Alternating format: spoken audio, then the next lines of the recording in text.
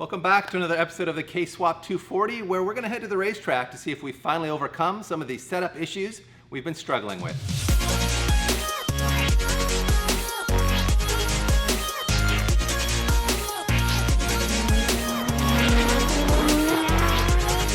If you guys watched the previous episode, you'll know that we fixed a lot of little setup issues that we've been struggling with. We just weren't happy with the way the car was behaving at the racetrack. It had a very hard and overly reactive brake pedal. And speaking of which, Moose was here the other day and we were chatting about brake pedal feel and stuff. I don't think it was necessarily related to this car, but he mentioned how you need to check the clearance between the push rod on the booster and the backside of the piston on the master cylinder. And Pete was like, oh, I don't know if I did that. You think maybe you measured the push rod length, don't you? Didn't you, Pete, when you put this booster in? I did, yeah, but we're not sure if we measured it. Don't think I measured it in accordance to the master cylinder. Right, so you know, the assumption that you might want to make is, oh, I'm putting a Nissan Master into a Nissan car with a Nissan booster, everything should be fine, but that's not necessarily the case. Oftentimes there can be small enough, very small but big enough differences between those clearances that you can run into a situation where either the piston rod is already making contact with the back of the piston in the master cylinder, and such that you're just dragging the brakes a tiny bit, and that can make the pedal much too reactive like we've had in this car. Or you've got too big a gap and you got a big dead space at the top of the pedal, and then suddenly it kicks on, like I've been struggling with on my Celica. So we're going to check that on the Celica too, but today we're going to check this on the S14 to make sure that we have the correct clearance in there. So let's jump in there now and show you how this process goes down. As you can see, we've pulled the master cylinder off of the booster here so that we can measure how far the push rod on the booster protrudes past the mating surface here where the master bolts up to it. So we're gonna take some measurements on the car here. It's a bit tricky to show you here though, so we have a spare master and booster combo over here on the bench that will show you how these measurements work. We're just gonna use our vernier here to take these measurements, and we'll start with the master cylinder, where the first measurement we wanna take is a depth measurement here. So you can see it just using the tip here. If I hold it flush on the face, I can measure down the center. There's sort of a cup in there that the push rod sits into, so you want to get right into the middle or the bottom of that cup to get our measurement. You can see we're at basically 25.5 mil there. However, we also need to take a measurement of this depth here, because when this is mounted on here, this sits inside here. So this has to be subtracted from that 25 mil measurement, 16 mil. So if we subtract the two of those, we end up with about 9.5 mil. So that is our depth measurement when this is bolted on here. And now we need to take our protrusion measurement of the push rod here on the booster. And because this opening is so big, I can't get this on here easily. Just using a flat blade whose thickness we will account for in our measurements here. Don't want to be compressing the blade at all, which gives us a measurement of 8.8 mil, plus I know the thickness of the blade is another 0.8 mil. So that brings us up to, I think, 8.91 mil here and 9.5 mil here. And that gives us a clearance of about 0.5 mil or 20 thou, which is actually right on spec. So those are the measurements, by the way, that we took on car. So the numbers here are actually a little bit different, but the numbers that we took on car show us that we do have the correct clearance, which frankly is a bit of a surprise based on the way the pedal felt. We were kind of convinced that we were going to have no clearance or a negative clearance, but we do have the correct clearance. So that's not going to solve our problem, but at least we've checked it, and now we can check that off the list. And if you guys have weird brake pedal feel issues, check these clearances, because it's relatively easy to do. You can do it on car. It's a bit more of a struggle, but if you can do it on the bench, even better, and then you'll know for sure if this is what's causing your weird pedal feel issues.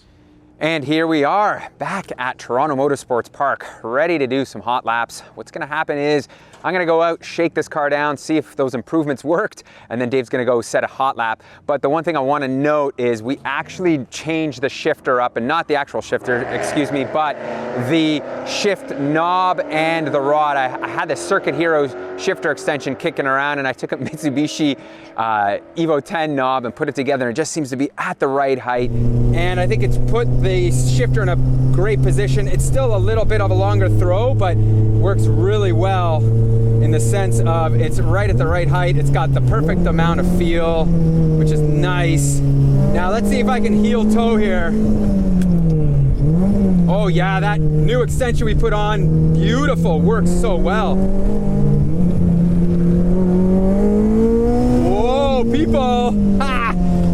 this car is lively, whatever we've done to it. Holy.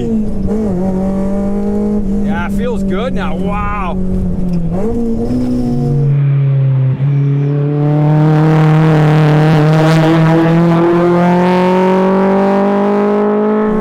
And you know what? The weather is cool now, and this thing's making some good jam. Feeling really nice. Oh, yes. Now let's see how these brakes work. Oh, these brakes are tremendous. Absolutely tremendous. So good. The pad we changed feels like it's working way better. Still pretty touchy, but wow, it's feeling good.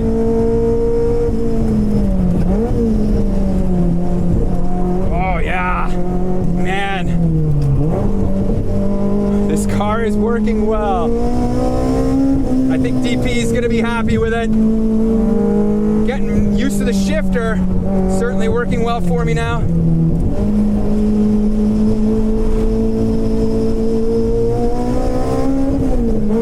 Yes, yes, yes. This thing's wicked. Feels nice, man. The shifter is a little concerning the way it moves, but oh. Yeah, she's walking around. Oh, let me just toss it in here. Power sliding out of the corner. Yes. Oh man, she's feeling good.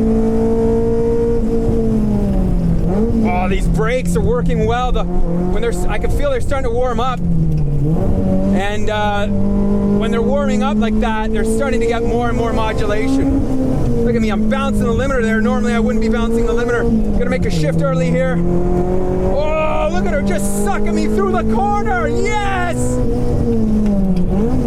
Oh, this car's good.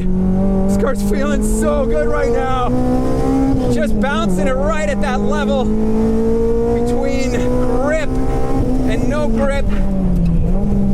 Oh man, it's good.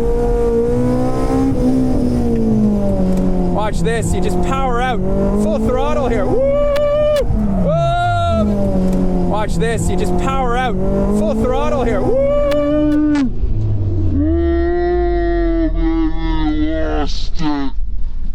Maybe lost it. I was having too much fun. Man, this thing is a riot, guys. Holy, telling you, we've got ourselves a whole different beast of a car here. Man, I am pumped on this thing. DP is going to love it.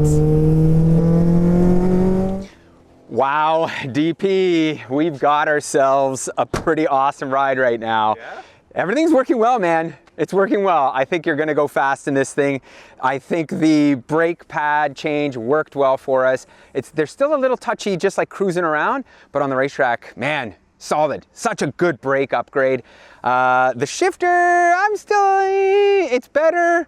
It's not the best, but you're gonna love it, I know for a fact. So let's stop the talking. I wanna see what you're gonna run right now, so let's get you in here, man. All right, my turn to see how these changes feel. And having driven it up here from home today, I can tell you I do much prefer this shifter position. I just find it easier to use the gearbox with this K20 gearbox or shifter plus the Circuit Hero extension that Pete put on. It suits me better. It may not suit you better, it may not suit Pete better, but he was generous enough to make that change for me. So sometimes smoother is better, and okay, the brakes are better than they were, no doubt.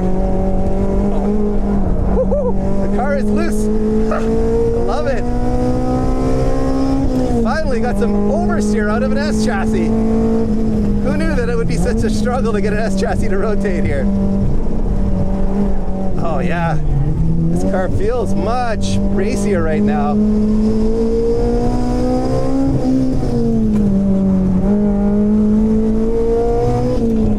Oh, I see what you're saying, PT. That 2-3 shift in the middle of the S's is not ideal. Your body's kind of falling away from the shifter, and it's tricky to get it in the gear. And third gear does just feel a little bit sticky in general, doesn't it? Man, through the tight stuff though, this car feels really good right now. Kind of reminds me of the FRS, the way it's drifting so happily, so neutral. Oh, I can drive it on the throttle. What a happy feeling. Yeah. Maybe I gotta leave it in third through the S's. It's really between gears there. Oh, this car is drifting so nicely. So neutral. TMP neutral. Which is to say loose, but the way I like it.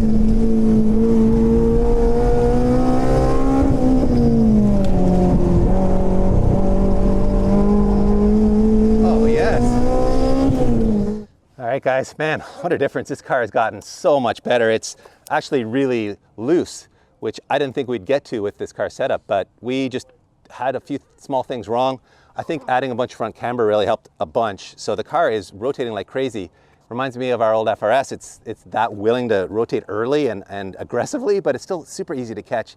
Really well-balanced chassis. It's very, very fun to drive right now. It is. Like the fun level of this car has never been there before, and now I think it's ultimate high, right? It is, absolutely. Like, I was always frustrated about why can't we get rid of the understeer, but now it's so loose that I'm making some setup changes because we got to get it back a little so that it grips up more in a couple of the high-speed corners. One of the changes I'm making is actually putting more PSI in the front tires. I want to stagger the pressures now to try to add some rear grip. So I'm pressuring these up a bit. These are 888Rs. I do find need to be sort of like in the 33 to 36 hot range, and we were a little on the low side there. So I'm also going to soften the rear rebound up to try to get the rear to grip a little more there too. So we'll make those changes and we'll see how she does.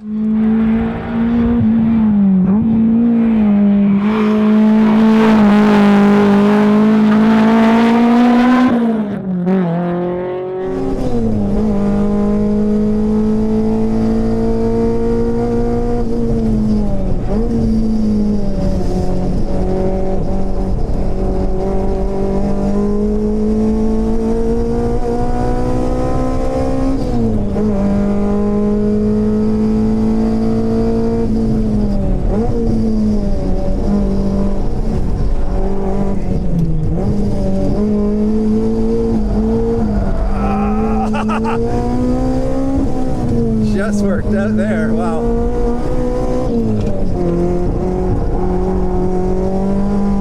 She's still a little slidey, but definitely getting better.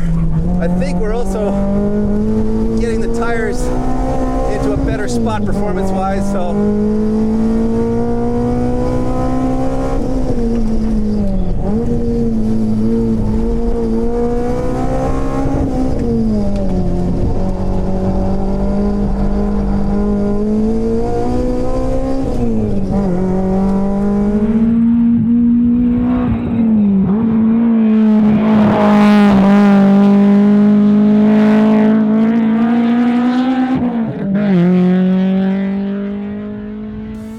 starting to get crowded here in the paddock, but that's okay because we're done for the day and we just set a PB in this car. Fastest it's ever gone.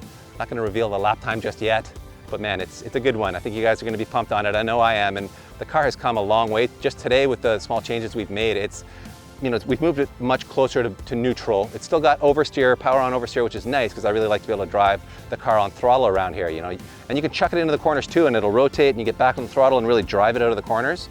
Reminds me a lot actually of our FRS and even our S2000, although the one thing that the S2000 had that this doesn't have is downforce. Remember, we built that splitter and put a wing on the S2000, and that pays dividends in a couple of corners here, so it's so close to the S2000's lap time, guys, but did we beat it or not? You're gonna have to wait until we go back to the shop because this is the last time we're gonna drive this thing here, and we're gonna explain to you why as soon as we get back there.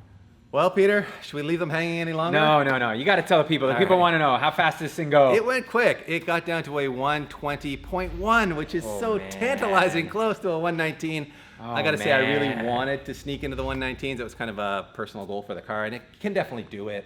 We're so close. If we chased it more, we could get it there. But really, it's a situation where it's like, how much further do we develop this car? You know, we have other projects we got to get to. Do we just keep spending all our time chasing a number? We know it's really good, and like I said at the track, it's so close to the S2000.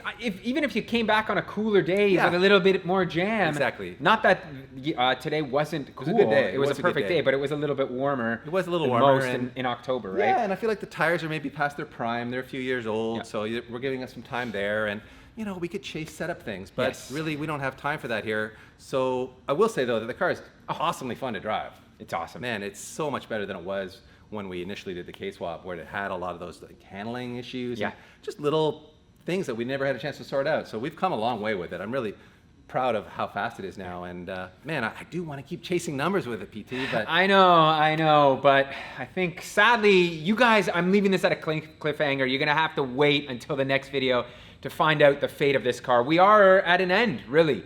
We've developed this thing, and you know, the idea of turbo has been thrown around so much, but it's just too good, NA. It's so good, NA. It's so good, NA. It really is. Yeah. And we do need to move on to projects, so you're gonna have to stay tuned to the next one to find out what's gonna happen to this vehicle. Are we selling it? We're gonna give it away? Am I just gonna park it in the back corner until we can, you know, 5 years from now, touch it again? Who knows? So stay tuned for that. And as always, thank you for watching. If you liked the video, give me a thumbs up. Make sure to subscribe, hit that notification bell.